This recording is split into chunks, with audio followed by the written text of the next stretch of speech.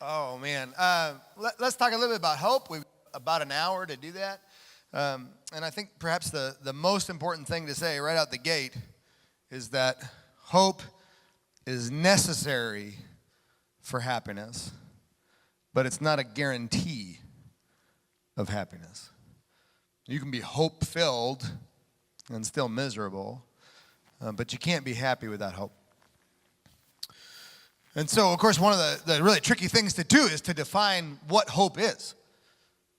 At this point in my research, I think I've read probably 70 or 80 either academic books, periodicals, dissertations about hope. And I got to tell you, the research is pretty unhelpful, which is sad. I mean, I hate going through all the work and going, no, that didn't help, that didn't help, that didn't help. Because my primary contention is, if you're going to learn about hope, it's got to be hope for now, for this life. Which is the reason why we had some of those questions earlier, is your hope for eternity? Because almost all of the Christian material on hope, and I say almost just because there's other stuff that I haven't read yet, so I'm sort of hoping that that's better, right? But all the Christian material on hope essentially says your hope is in Jesus, because when you die, you get to be with him, which is a kind of sanctified nihilism. Because really what it's saying is your only hope is to die, Like, I don't want to die. I mean, sure, Apostle Paul, to die is gain, but maybe I don't want to be gaining just yet. I've got good things here that I intend to enjoy. So how do we have hope for this life? And it starts really by us discovering what hope is, and then figuring out how we get it, and then whether or not even hope can be cultivated. And so before I get into all that, you have two hands, right? So I want you to play a little experiment with me. I'm curious to see how it plays out. You'll be the first group of larger than a dozen people that I'll have done this with. But everybody thinks hope primarily comes from one or two of three places. Either it comes from God, or it comes from the way you think, or it comes from the way that you feel. Now, there's not a wrong or right answer here. This is just purely based on your instinct. With your two hands, vote in two places.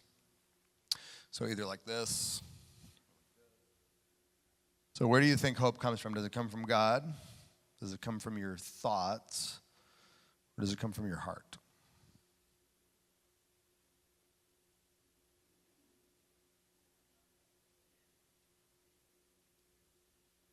It's fascinating because, of course, we assume, thank you, we assume it has to come from all three or some collision of all three, right? I mean, what good would thoughtless hope be? What good would godless hope be? Heartless hope? I mean, that's ridiculous. But hope is primarily about the future. It's the belief that the future somehow is going to be better. Now, as Christians, we believe that the Lord is working on our behalf, that we are cooperating with God, and we're working towards something better. But if for hope to matter, we have to actually believe deep down that something's going to be better. And of course, when we're utterly hopeless, that's really difficult. Like, I think of my friend, he was telling me just 2-3 weeks ago, he said, at the worst part of my marital distress, all I could think of was, God, I don't know how to hope. I don't have any hope. I don't know what hope even is. All I can hope for is that if I do everything I can do to stay married, to be a good husband, to be a good father, that somehow in the midst of me doing everything I can do, you will do things that I don't even know are possible, to work in the life of my spouse and to work in our marriage so that something healthy is born out of all this garbage. That's, I think, the hope against hope that we read about in the scripture. When you're totally hopeless, all you've got is you're just throwing it up to God, going, okay, Lord, I don't know what you can do, but I'm trusting you can do something. And I differentiate that. That's passive hope.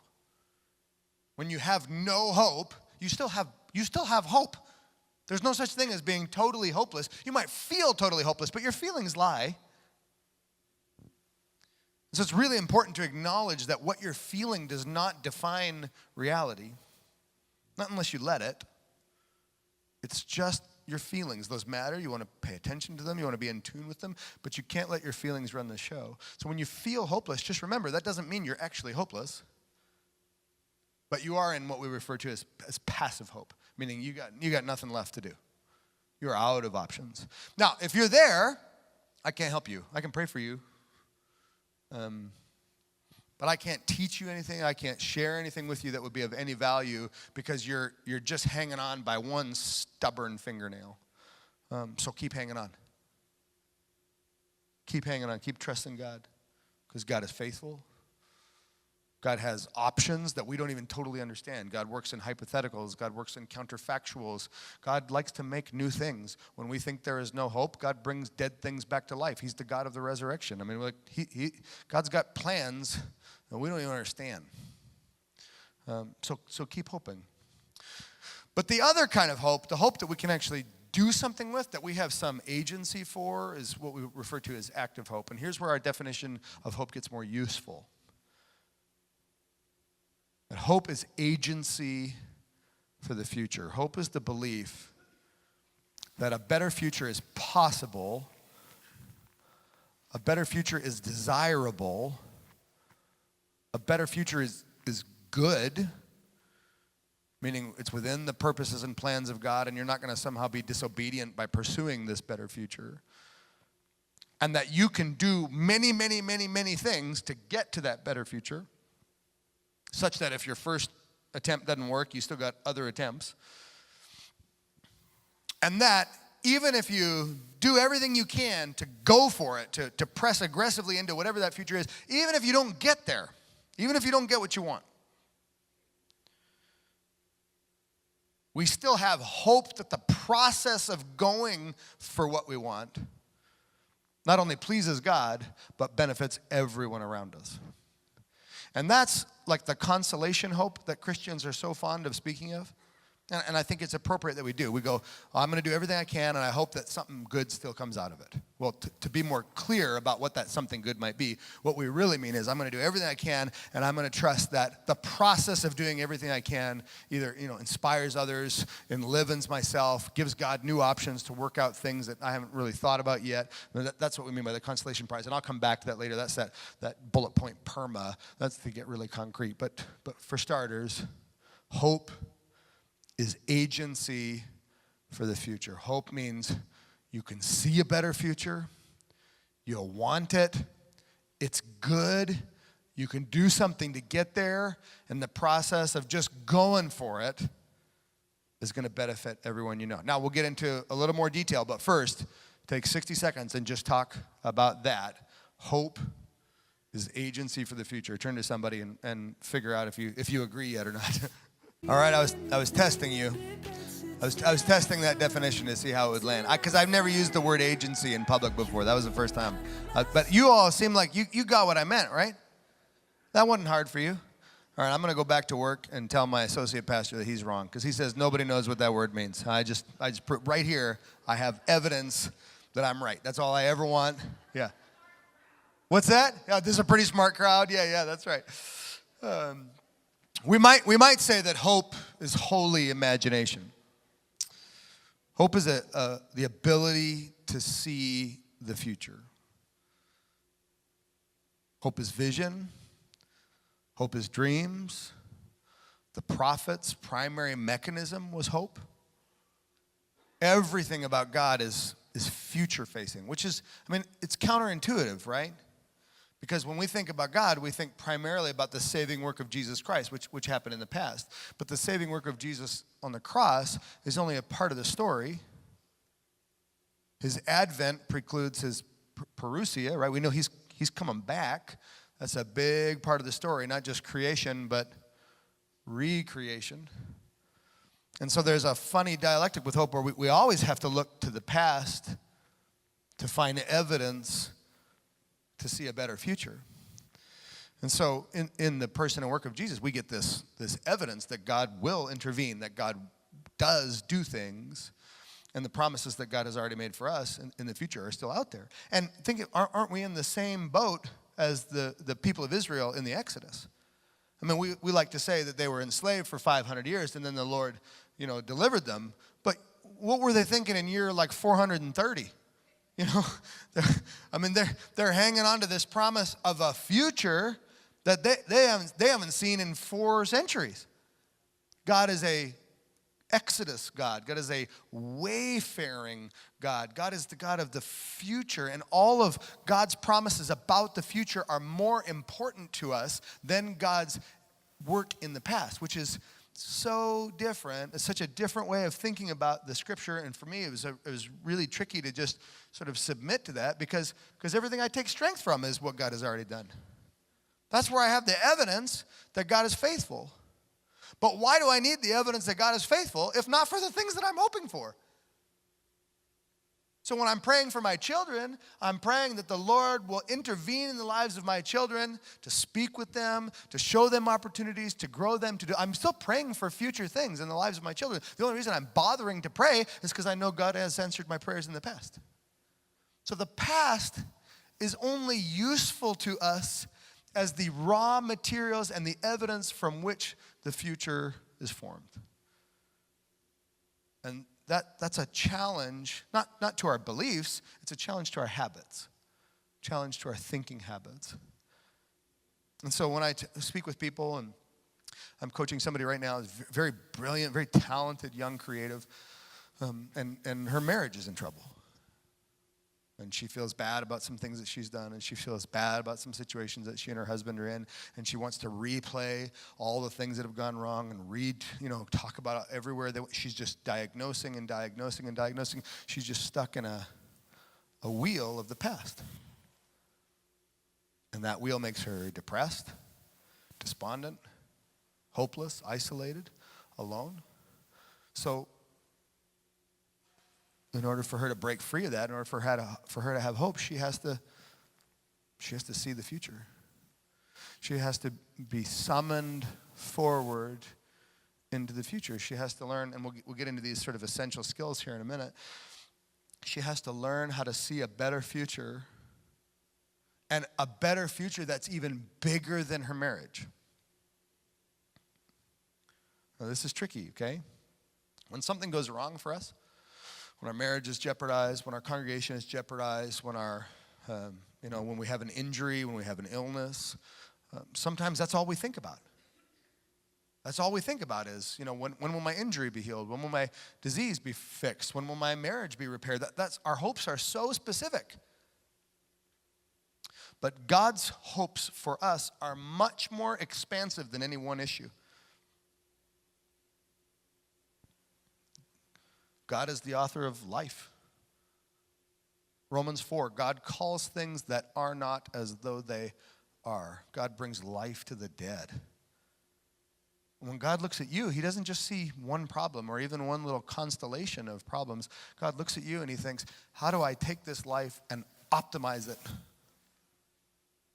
And it may very well be that the issue that you're most frustrated with is like the 7th or the 9th issue that gets healed or resolved as a result of God injecting you with life.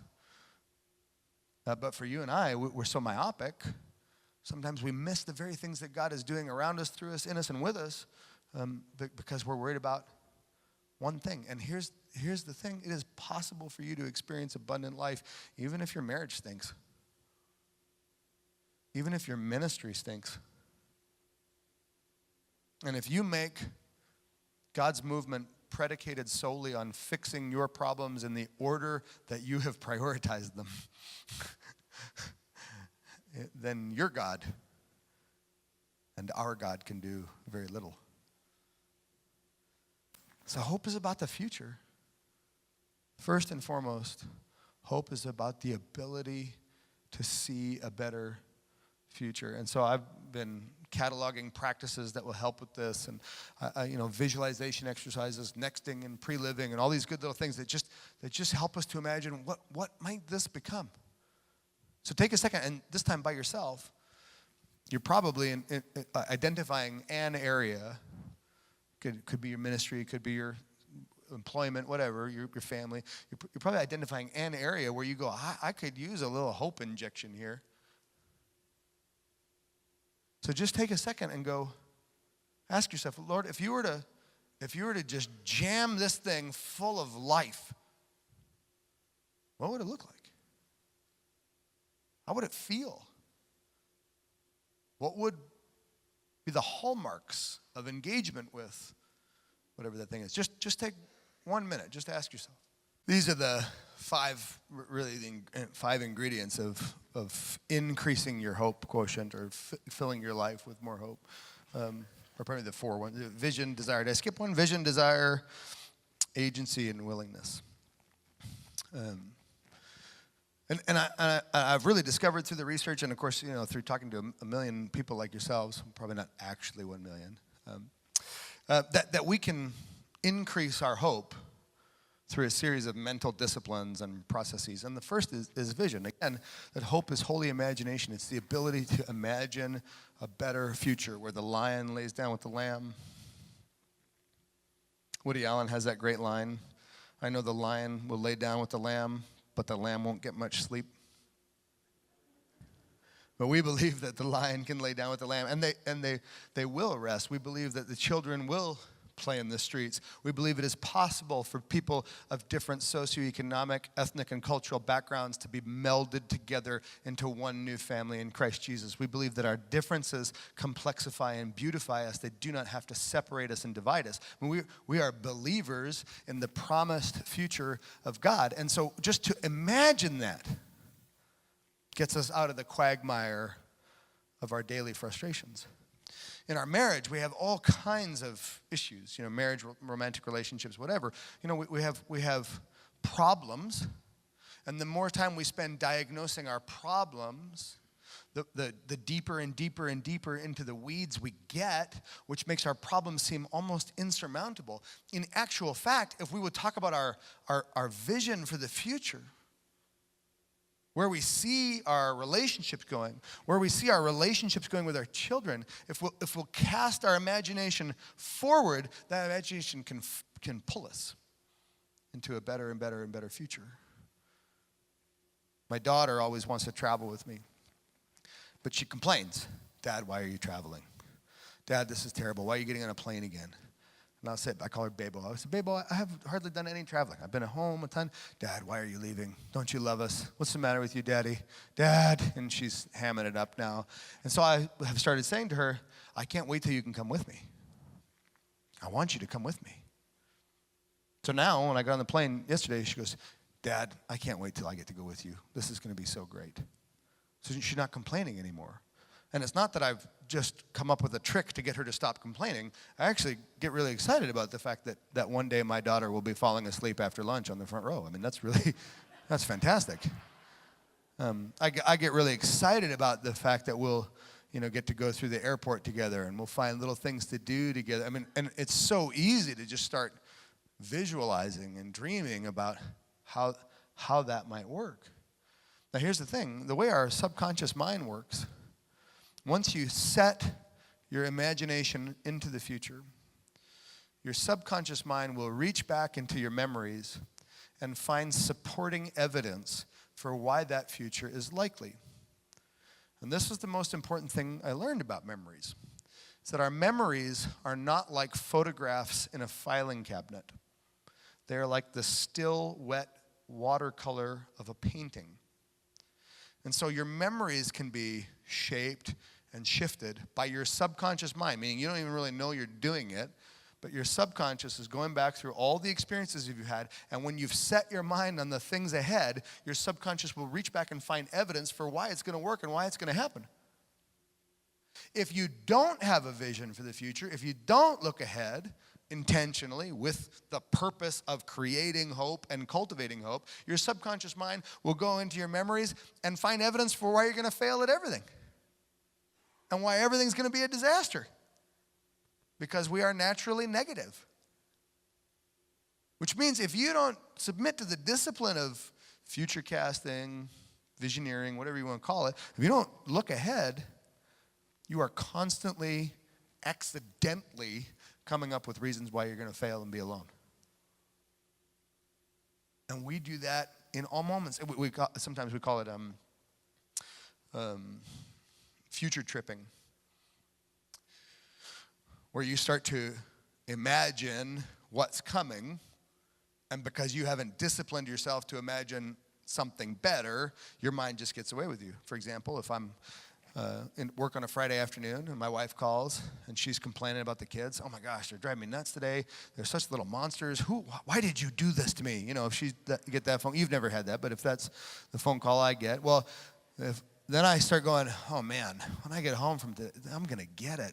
This stinks. I'm going to come home. They're all going to be fighting. I'm going to have to send Jake outside. I'm going to have to tell Anna to cool down. She's going to storm up to her room and slam her door. Carmel's going to be mad. Some way she's going to start blaming me for all this. I'm going to spend all night Friday. Eventually, I won't be able to bite my tongue anymore. I'm going to say something that's going to hurt her feelings. She's going to cry. Then we're going to stay up all night because you're not supposed to go to bed angry, which I think is baloney. Then the next morning, we're going to get up, and then we're going to feel embarrassed, and we're still exhausted. We're going to go to sports. We're going to get rained on. It's not going to be a good game because nobody got a good night's sleep. And I have ruined my weekend because the only future I can see is the one I saw by accident, and my subconscious is recruiting evidence for why that's likely. But if I go into that moment and I go, all right, things were a little bumpy this afternoon, I'm going to go home and just come in and say, hey, listen, everybody, sounds like you guys had a bumpy afternoon. I want tonight to be the single greatest family experience of our entire lives. They're going, well, it's not going to be, Dad. I know it's not going to be because of your negativity. You know, and you play a little bit and you start casting vision for what it's going to be like. Let's talk about what's going to be the great dinner that we're going to have. What's going to be the great activity that we're going to do afterwards. Now, all of these things are playful. They're done with a little wink and a little smile, a little tongue in cheek. So it's not voodoo, and it's not blind positivity. It's engagement, but it's engagement about a positive future.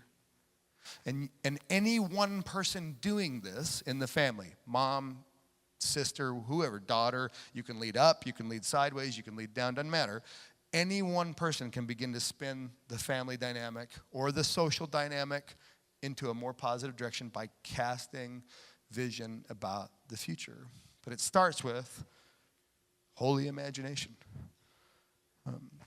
And then it really moves into desire. And here we're really nervous. We're nervous about wanting things. Because we think that maybe what we want is selfish, or it's we prioritize self too much. It feels unchristian somehow to want. But we all want things. I don't know why we lie about it so much. I mean, usually what we want is pretty banal. You know, I want to not fight. I want to watch a movie. I want to go to the football game. I want to eat pizza for dinner. I want us to get along. I mean, really, our wants are fairly pedestrian most of the time when we're looking small scale. And then when we look big scale, then we're talking about our large scale aspirations, where we just vanish in our lives and reappear. No, aspirations. And so then we have a requirement to more clearly articulate what we want. And then as you talk about what you want, the other people who want that too, or who are invigorated by your desires, will come alongside you. Those are the people who care about the thing that you care about, or those are just plain old people who care about you because they love you. But setting that vision out front and talking openly about that desire will recruit other people, not just memories from your subconscious. It'll bring other people around you. Now, there's a huge thing out there that I always try and skate around because you talk about a can of worms. There's the law of attraction, popularized by The Secret.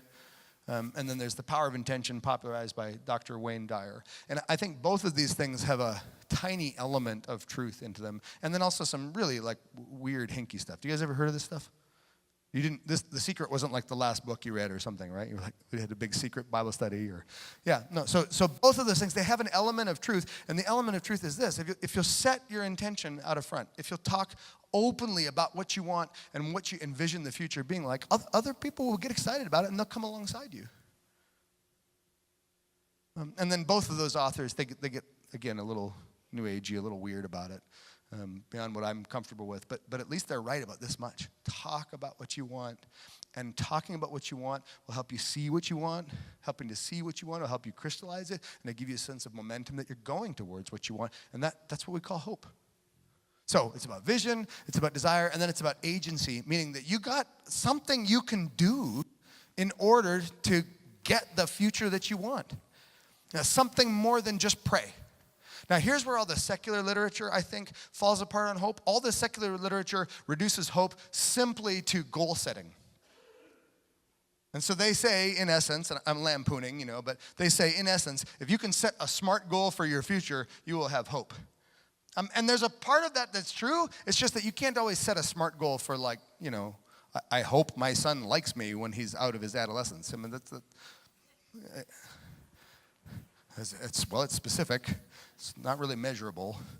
I don't know how actionable it is, But the idea, at least, that you've got plans that you're going to make. If you do want a relationship to improve, if you have hope for a relationship to improve, hope for a relationship with your employer, employee, peer, whatever, then yeah, you want to have multiple ways of getting there. What many of the researchers refer to as wayfulness. And usually, most of us have only one strategy to get what we want. And when that one strategy fails, we feel totally hopeless and defeated. My wife and I were having an argument the other day. It's the first argument we've ever had. And she wanted to talk through the family calendar, and I knew she wasn't in a good space to do that. So I said, babe, let me just email you what my calendar looks like for the next few months, and then you can respond to the email. And she said, no, I don't want to do that. And then we were talking, and I could tell she was getting upset, and that was making me irritated. And I said, babe, let me just email it to you, and then you can respond to my email. That's what we normally do. It'll be fine. Well, this went on back and forth a few times. And finally I said, I don't understand. I'm coming up with so many solutions for how we could do this differently. And she said, no, you've come up with one solution 8 times. Shut up. And I think that's what happens to most of us, is we come up with the same solution over and over and over again, and we expect that maybe this time it'll be different. But it's not. It's not going to be different. So you need to come up with dozens and dozens and dozens of strategies and action plans so that you have fail-safes and contingency plans, so that if what you want is a healthier congregation, you're not just doing one thing to get it. If what you want is a thriving intellectual life, you're not just going to read one book to get there. You've got layers and strata and structure to what you want. And that's the piece about agency. And then the last thing that you need is willfulness. Meaning don't fall over and cry about it all the time. Anything worth wanting is going to require that you suffer just a little bit. I think the Greek word for that is passion. I mean, it's going to cost you something. That's true relationally. That's true with our achievements. That's true with our passion projects. It's going to cost you. And so if you have a vision for what you want and what that good future is going to look like, and if you recognize that the desires you have is a noble ambition to shadow God, to honor God, to please God, that these two things work in tandem so that you see a future, that future is good, that future pleases God, and then you've got a bunch of different ways to get there, then the only piece that's left is for you to just not be, wimpy. To just keep going and going and going and driving and deciding that you're not ever going to quit. Because you have a lot more hope once you can see it. You have a lot more hope once you realize it's good and consistent with God's plans. You get a lot more hope once you realize there's multiple ways for you to get there. And you get a lot more hope when you realize, I'm going to get kicked in the shin a few times. I'm going to have to walk with a limp, but I'm going to get there because I'm not going to quit.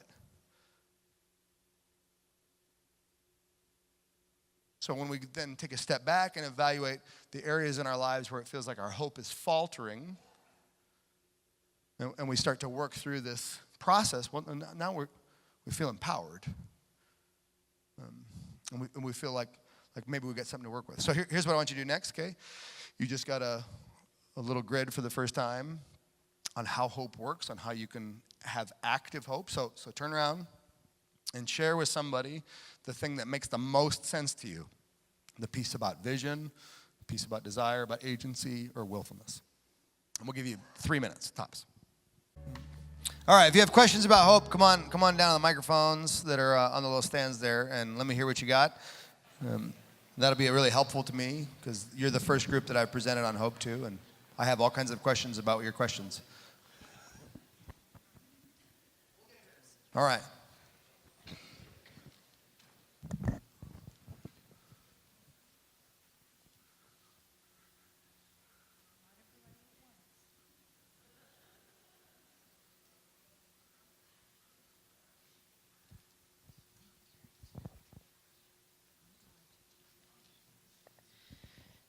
Do you find people who use hope to avoid fixing their messes? Oh, yeah, great question. I'm so glad I asked you to ask questions. Yes, many people have what we might term as vain hopes or fleeting fantasies, things that distract them from the present in order to focus on a totally unrealistic future. For example, at 41 years old, the opportunity for me to become a world famous DJ is probably not on the table. And yet sort of losing myself in the fantasy of being in front of a bunch of people behind turntables is sort of a nice and novel way to distract myself from the fact that my children are mad because I'm neglecting them, right? We have to be, we have to purify our desires for the future, to let those come under submission to Christ, to Christ's Spirit. So yes, people do that. We just sort of lose ourselves in flights of fancy. Yep.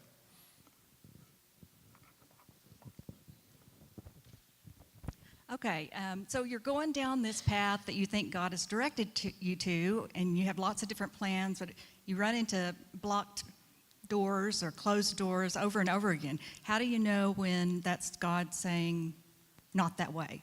Sure, great question. Yeah, I usually break things up into brick walls, speed bumps, mirrors, and visions. So a brick wall is something you just can't get through. You hit it and you're stopped dead. A speed bump is the same kind of thing that you hit over and over again. It's always slowing you down. A mirror is a moment where you're engaged with somebody else and all of a sudden you see yourself the way they see you, or you see yourself really the way you are. You're like, oh, I didn't realize I was such a jerk. That's too bad. And then a vision is the sense in which through all the stuff that you're doing, you're sort of carried above it to get a sense of perspective. And here's how I differentiate between whether or not those things are like just the natural hardship of getting what you want, because of course it's not going to come easy, or whether that's the Lord saying, no, Dave.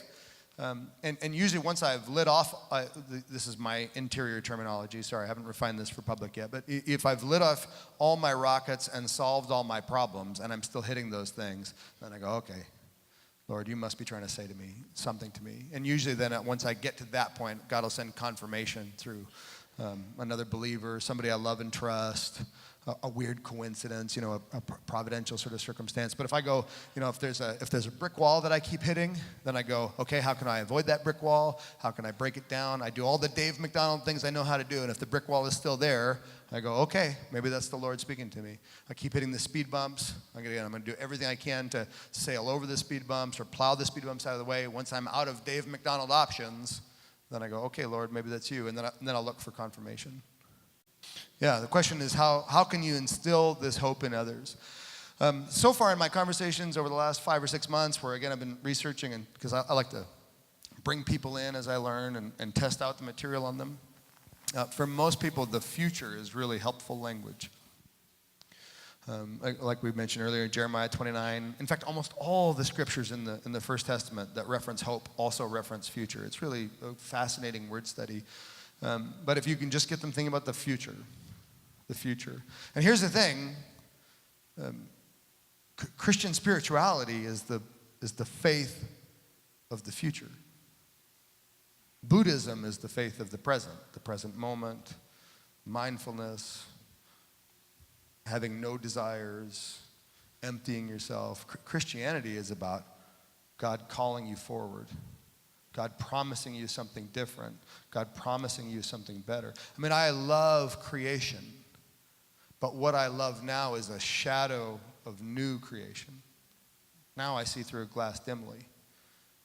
And I love to dance and to sing, but there's always a shadow now of sexuality, of risk. But in the future, when the Lord purifies creation, then there won't be any shadow.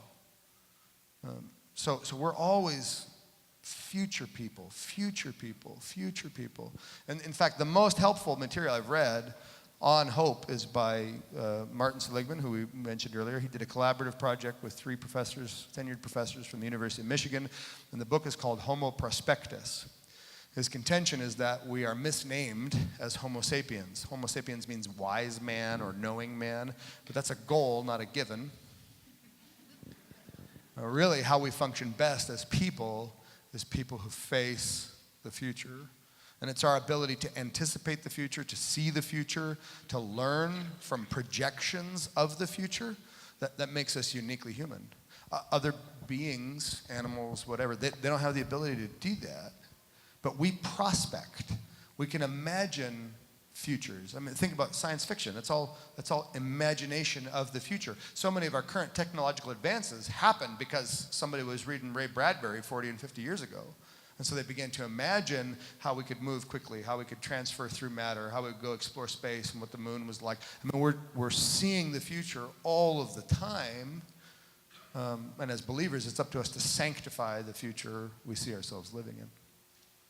So future language that people have found really helpful. All right, let's move on. One of the critical skills in hope,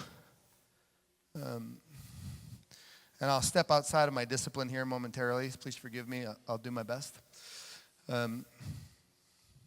Is to change the way you think. Human beings can change the way we think.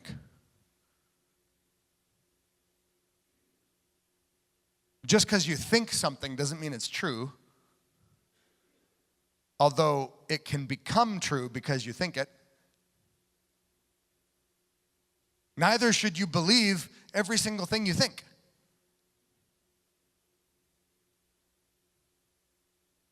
Because the true facts are that our thoughts betray us.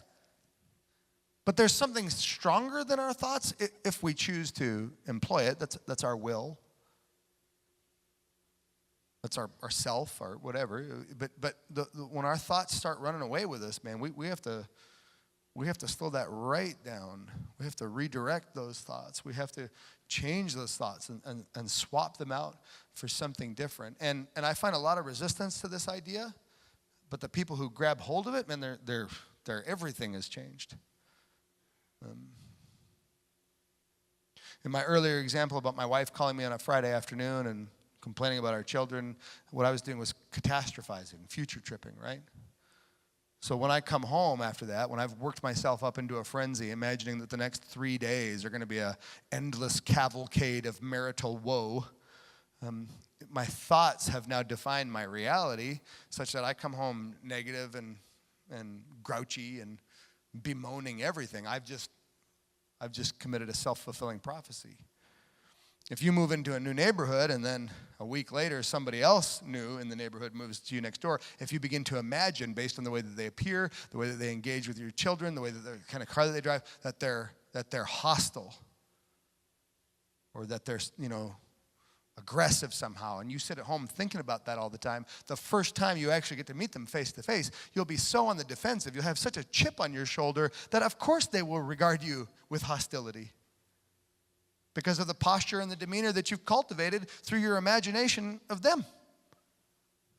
Now, we know all this. We know what the term self-fulfilling prophecy means. We just fail to undo those in our own lives. And so, insofar as possible, we have to reset our minds, reset our thinking again and again and again to go, you know what, Lord, I'm here. I want to stay open to your spirit. I want to be available to the people around me. For me in Dave McDonald land, I always say, Lord, I'm here to love and serve and bless everybody insofar as possible. That's what I want to do. I want to laugh off any offenses. I want to embrace people who are different than me. I want to tell them all that I love them, and that's what I'm after. But if I don't keep reminding myself of that, I go, oh, Lord, it's been a long time since I've been to Oklahoma. I remember what happened at Jack's Barbecue Shack on Route 66. Oh, Lord, Methodists. Oh, man, I don't know what this is going to be like. You know, you can work yourself into a fury over nothing. And we do it all the time because we imagine that since we're thinking a thing, the thing must be right and true.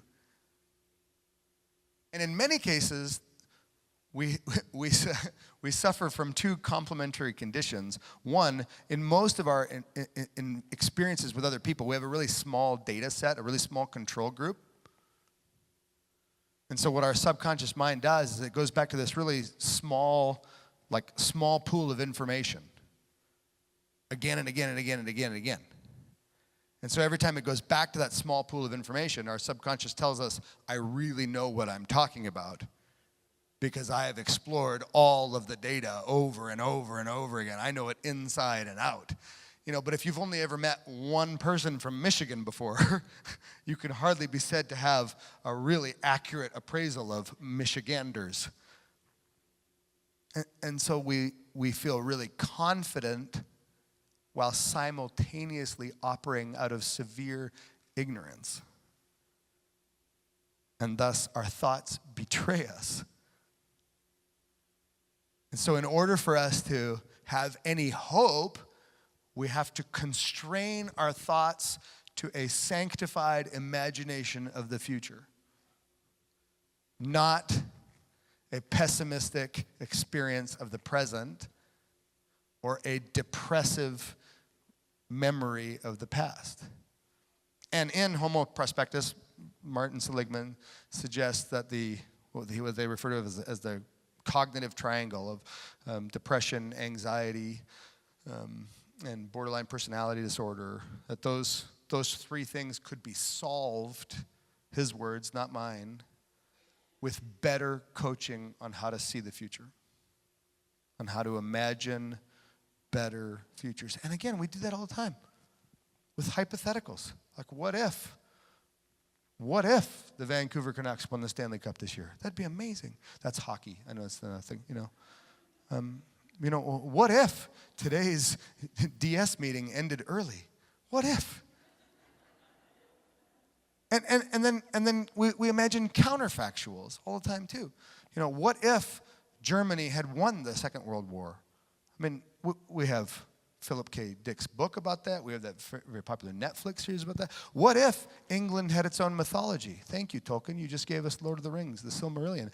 We imagine things that don't exist all the time. Why not imagine a future? The future is the only thing you can control.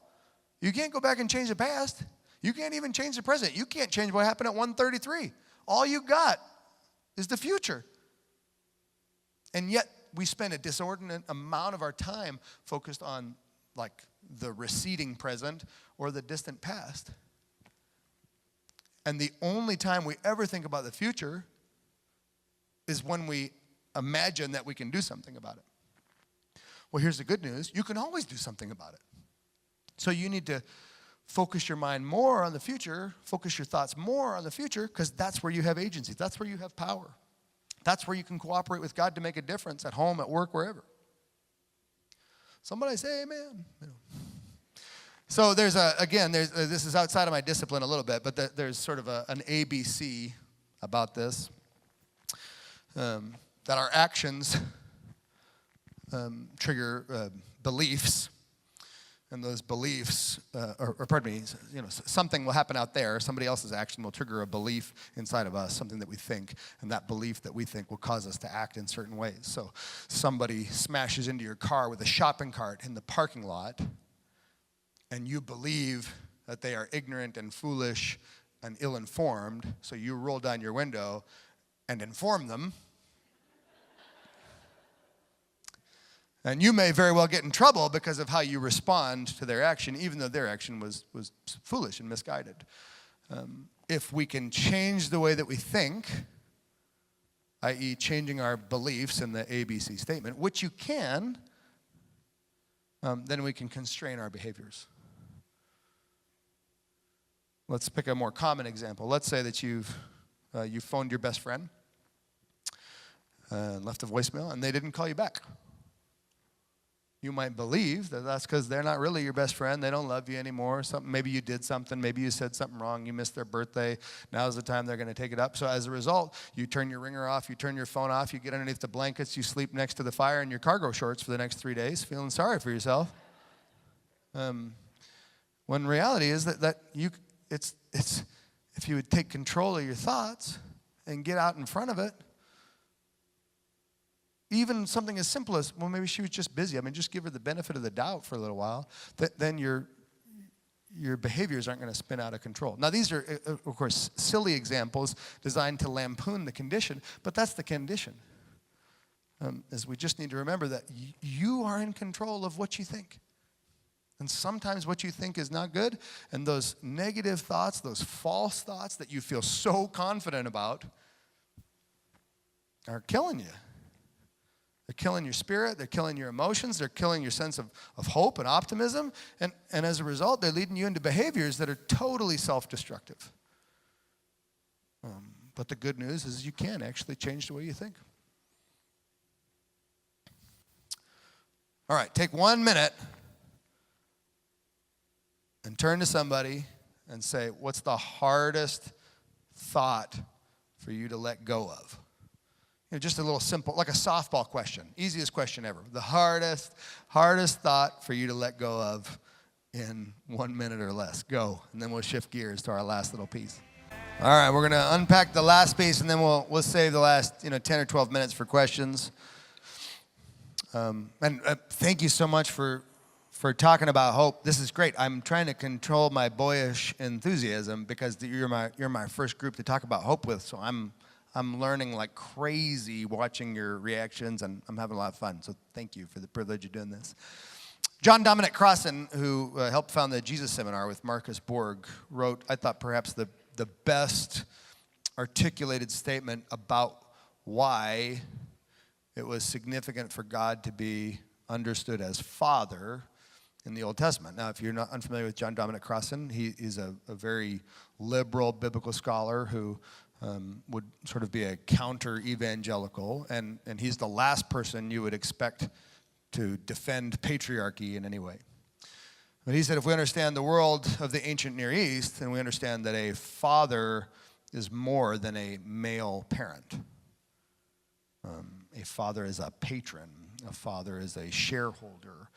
In that world at that time, father connoted someone who undertook responsibility for the welfare and well-being of everyone in their household. From stable boys to sharecroppers to blood relations to servants, a father took care of people. If we understand God as a father, then we understand that God intends all people to flourish. I'm a father. I'm watching my children to discover who they'll become. I'm pouring gasoline on every good desire they have to watch it go up in flames beautifully, because all I want is good things for my kids. I think all God wants is good things for God's people.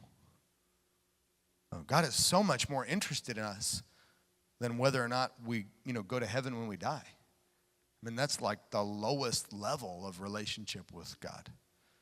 God wants to find out what we're like before we go to heaven so that he can figure out what he's getting into later on. You're going to need to be over there with Bob. So with that paradigm is really important because we operate out of that paradigm even if we don't always realize it or acknowledge it. Even if we're uncomfortable with patriarchal language associated with God, the truth is we likely grew up in a world that was the default image of who God was. So that's hardwired in us somewhere, even when we wish it weren't. God is a loving Father who intends creation to flourish. There might be one or two good scriptures to support that thesis. And so God wants us to complexify, to beautify, to manifest. That's why we say things like, I'm going to trust God and hope it works out for the best. That's why we say things like, well, Lord, you must know better than I do. Your ways are above my ways. I mean, that's why we have these hope, faith prayers. You know, in the common nomenclature, that's why we say we're throwing up a Hail Mary. Because we're like, well, I don't know what's going on, but maybe you do. High five. You know, I mean, that's why we have that, is because we trust that God does, in fact, care what happens to us. And great damage results when we let go of that belief. My friend Randy was diagnosed with cancer many years ago, and he said, David, I don't know what to do with my cancer. What do you mean? Well, I don't even know if I should pray about it. What are you talking about? Well, to live as Christ, to die as gain. I'm not even sure God minds that I have cancer. That just might mean he gets to see me sooner.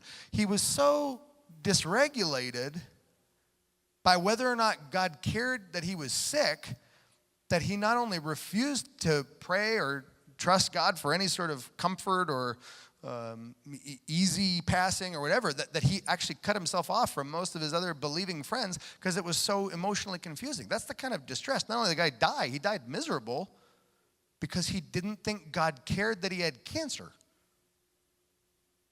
How often do we do that? We go, well, you know, life stinks. Life's miserable right now, but God must know what he's doing, so I guess I'll just put up with it. That's the ultimate in hopelessness. God is not a watcher. God is a father. Father. Would you watch one of your kids suffer and not want them to talk to you about it? How foolish. How painful. But we think God doesn't care what happens to our churches. We think God doesn't care what happens in our families. We think God doesn't care what happens to our careers. We think God doesn't care what happens to our body. What is the thing that God doesn't care about? God cares. Cares deeply. Now, what are things that we all care about? Because when I told you before that we trust that the process of going for it aggressively, seeing a good future, envisioning that future, wanting that future, having multiple pathways to get to that future, and going for it with all our heart, mind, soul, and strength, trusting that even if we don't get what we want, everybody benefits. Well, what benefits are we talking about? What's our consolation prize if we don't get what we want? This acronym, I think, is helpful.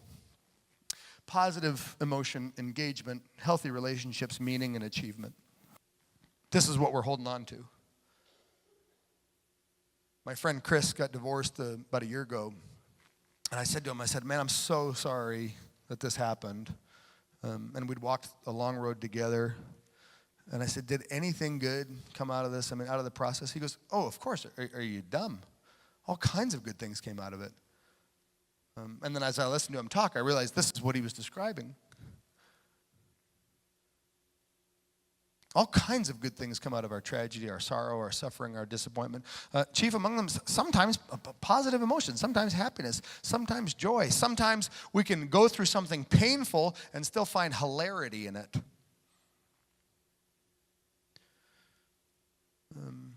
It is possible to sing while dying. It is possible to rejoice in the midst of suffering.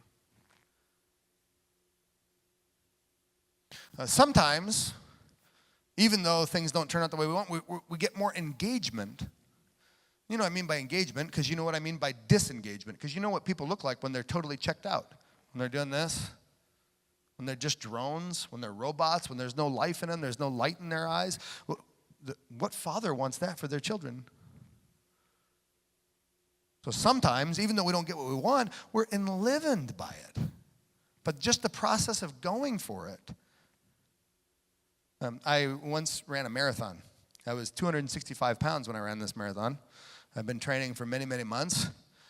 265 pounds is a lot. Not sure if you're aware of that. It's a lot of meat to be moving for 26.2 miles. And I had a goal that I would finish the marathon in under 4 hours. And I was successful.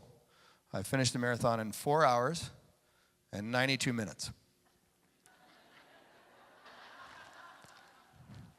I was not successful, but the whole process of going through that meant that I had great relationships with the two other fellas I was training with. My wife and children were cheering me on. We're like, go, Fat Dad. You're great, Fat Dad. We love you.